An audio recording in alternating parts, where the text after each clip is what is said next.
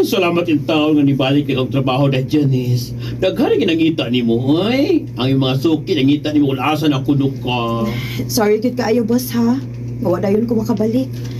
Saon man. Ayaw na kayo nagtiwas sa kanibaw na ako sa tanan. Gibiyaan ka sa may puangod, di mong kaipon kay nakakita og lain. Oh. Una. Boss, Pag-agap-gap! Ay, paghila ko! Ay, talagay ko makahila kung kulay mo hila ko eh. Ginagigin na. Hindi na mag-isip ko sa imong kaipon. Kalimti na to. Kamusta naman ka, Day? ni Aday, okay na.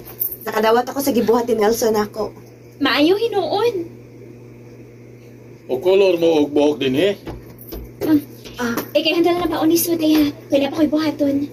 Dali sir. Lingkod dali sir.